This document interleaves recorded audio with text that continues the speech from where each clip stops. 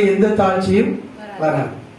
ரெண்டாவது நீங்க பாத்தீங்கன்னா எப்ப நம்ம வாழ்க்கையில இந்த தாழ்ச்சி இல்லாத வாழ்க்கை, சிங்க குட்டிகள் தாழ்ச்சி அடையும், ஆனா கர்த்தருடைய பிள்ளைகள் தாழ்ச்சி அடைய மாட்டார்கள்னு சொல்லி ஆண்டவர் வாக்கு கொடுத்திருக்கிறாரு. அப்படின்னா ரெண்டாவது நம்ம அறிந்து கொள்ள வேண்டிய ஒரு காரியம், கர்த்தரை தன் நம்பிக்கையாய் கொண்டிருக்கிற மனுஷன் பாக்கியவான். ரொம்ப முக்கியமானது. நம்ம வாழ்க்கையில குறைவுலன்னா நம்ம சுய புத்தியின் மேல சாயாம உங்க முழு இருதயத்தோடு என்ன செய்யணுமா, கர்த்தரிடத்திலே நம்பிக்கையா இருந்து உன் வழிகளெல்லாம் அவரை நினைத்து கொண்டால் அவர் உன் பாதை என்ன செய்வாரு, செவைப்படுது. எரேமியா 17ஆம் அதிகாரம் 7-8 சொல்லப்பட்டிருக்கு, கர்த்தரை நம்பிக்கையாய் கொண்டிருக்கிற மனுஷன் எப்படிப்பட்டவன்னா அவன் நீர்க்கால்கள் ஓரமாய் நடப்பட்டிருக்கிறான், வறட்சியை காண மாட்டான், வறுமையை காண மாட்டான், இலை உதிர் காலம் கிடையாது. நம்ம சொல்லுவோம் மேடு பள்ளம் வரும், நமக்கு வாழ்க்கையில இன்பம் வரும், துன்பம் வரும். ஆனா கர்த்தருடைய வசனம் சொல்லுகிறது, கர்த்தரை நம்பி இருக்கிறவனோ, சங்கீதம் 25:1 சொல்லுகிறது, கர்த்தரை நம்பி இருக்கிறவன் சியோன் பர்வதத்தை போல என்றென்றைக்கு அசைக்கப்படாது இருப்பான். நிறைய காரியம். ஒரு மனுஷன் வந்தான், ஆண்டவரிடத்துல வந்தான், தன் மகனுக்கு தன்னுடைய ராஜாவுடைய மகன் தன்னுடைய மகனுக்கு உள்ள சுகவீனம் நீங்க வந்தான். ஆண்டவரே வாரும் என்று சொன்னான். ஆண்டவரே ஒரு வார்த்தை சொல்லும் என்று சொன்னான். ஆண்டவர் சொன்னா நீ போகலாம், உன் குமாரன் பிழைத்திருக்கிறான் என்று அவனை பார்த்து இயேசு சொன்னார். யோவான் 4ஆம் அதிகாரத்துல சொல்லப்பட்டிருக்கிறது.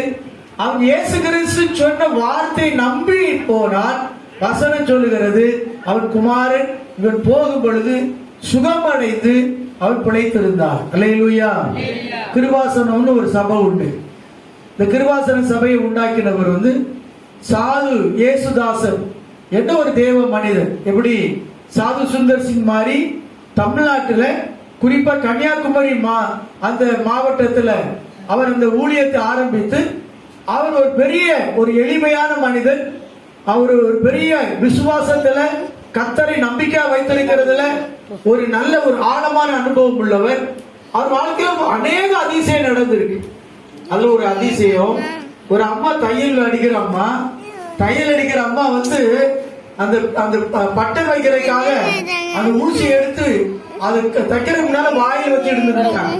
வாயில் கடிச்சிட்டு ஒரு வேலை சொல்லி ஒரு அதிர்ச்சியில அந்த ஊசி என்ன செஞ்சிருச்சு, விழுங்கிட்டாங்க. ஊசி எங்க போயிட்டு, வயிற்றுக்குள்ள போயிட்டு, பயந்து போய் ஊசி உள்ள போனா என்ன பண்ணும், என்ன ஆபத்தை ஏற்படுத்தும் அப்படின்னு சொல்லி அந்த அம்மா டாக்டர்கிட்ட போறாங்க. எல்லா டாக்டரும் சொல்றாங்க, இது எங்களால முடியாது அப்படின்னு ஒரு 2-3 பெரிய பெரிய டாக்டர்லாம் கைவிட்டுட்டாங்க. கடைசியில அந்த அம்மாவை இங்க கொண்டு வராங்கன்னா இந்த சாது இயேசுதாசன் என்று சொல்லப்பட்ட ஊழியக்காரரை கொண்டு வராங்க. அந்த அம்மாவுக்காக அவர் ஒரு எளிமையான ஒரு இந்த மாதிரி ஒரு ஷெட்டு போட்டு அங்க கூட்டம் நடத்துறாரு. 2 மணி நேரம் ஜெபம் பண்றாரு. எத்தனை மணி நேரம்? பொறுமையா நம்மளும் ஜெபம் பண்ணுவோமா? 2 மணி நேரம் அவர் ஜெபம் பண்றாரு. 2 மணி நேரம் விசுவாசத்தோட ஜெபம் பண்ணி திடீர்னு சொல்றாரு, ஆண்டவரே அந்த எலிசாவுடைய காலத்துல ஒரு கோடாரி எங்க விழுந்துச்சு, தண்ணிக்குள்ள விழுந்து ஆழ்ந்து போனது.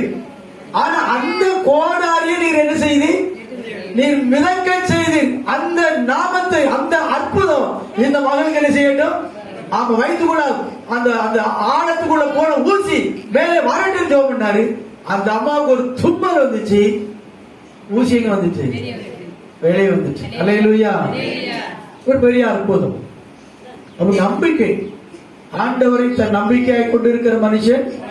அப்ப யார் கர்த்தரிடத்துல இந்த தாழ்ச்சியடையாத குறைவில்லாத ஒரு வாழ்க்கை வாழ முடியும் என்றால், இரண்டாவது நம்முடைய நம்பிக்கை மனுஷனை அல்ல, உலகத்தை அல்ல, நம்முடைய சுயத்தை அல்ல, நம்முடைய சொந்தத்தை அல்ல, அல்லது நம்முடைய பணத்தை அல்ல, நம்முடைய பதவியை அல்ல. நாம நம்ப வேண்டிய ஒரே ஒரு ஆள் யார் தான்? கர்த்தராகிய இயேசு கிறிஸ்து. மூன்றாவது